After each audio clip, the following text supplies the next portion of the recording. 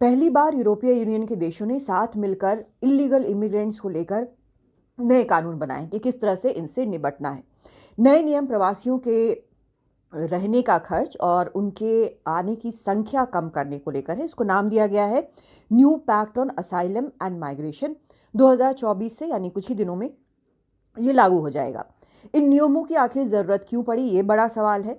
असल में कई देशों से जो कन्फ्लिक्ट से गुजर रहे हों, गृह युद्ध में हो या फिर जिनकी आर्थिक दशा बेहद ख़राब है, वहाँ से इलीगल इमिग्रेंट, अवैध प्रवासी जो है वो कई तरीके से, चाहे वो समुद्र के ज़रिए हो या मीलों पैदल चलकर या फिर स्मगलर्स के ज़रिए, वो इन देशों में पहुँचते हैं और इस तरीके में कईयों की जान भी जाती है, जैसा हाल में लीबिया के तट के पास हुआ।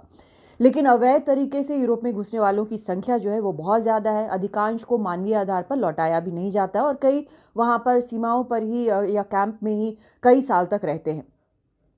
हर यूरोपीय देश में इन इलीगल इमिग्रेंट्स की संख्या जो है वो बराबर नहीं है। फिलहाल ग्रीस और इटली में सबसे ज़्यादा इलीगल इमिग्रेंट हैं, वहाँ पर पहुँचे हैं। ऐसे में इनके रख रखाव पर, उनकी एप्लीकेशंस की प्रोसेसिंग पर जो खर्च आता है, जो आर्थिक बोझ है, वो कुछ देशों के ऊपर ज़्यादा है। ऐसे में उनको राजनीतिक जो सरकार है, उनको राजनीतिक विरोध का सामना करना पड़ा है, जन आलोचना का भी सामना करना पड़ा है। करीब 2015 में करीब 10 लाख इलीगल इमिग्रेंट जो हैं वो यूरोप पहुंचे थे। 2020 में ये संख्या कम हुई, करीब 2.5 लाख हुई, लेकिन एक बार फिर से ये उछाल पर है।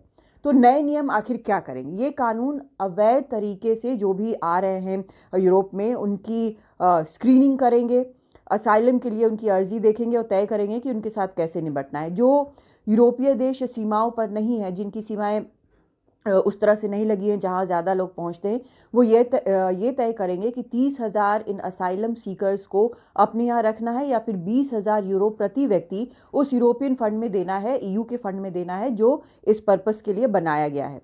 नई स्क्रीनिंग सिस्टम के तहत ये तय होगा कि किनको वहाँ पर रखा जाए, किनको नहीं रखा जाए।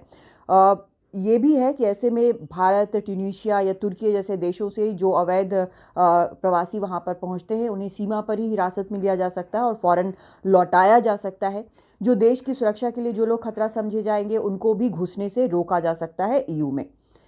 ये भी एक नया नियम तय किया गया है, क्योंकि पहले काफ़ी वक्त लगता दिखा था कि 12 हफ्ते के अंदर जो असाइलम के लिए अर्जी दी जाएगी उस पर विचार होगा, उस पर फैसला ले लिया जाएगा और अर्जी अगर रिजेक्ट हो जाती है तो 12 हफ्ते के अंदर उस शख्स को वापस अपने होम कंट्री, अपने देश भेजा जा सकेगा। तो टफ कानून बनाए गए हैं, कड़े नियम बनाए गए हैं और अधिकतर जो यूरोपियन यूनियन के देश हैं इससे जूझ रहे हैं। यूके में भी इस तरह के कड़े कानून बनाए गए हैं ताकि इलीगल इमिग्रेशन से छुटकारा पाया जा सके।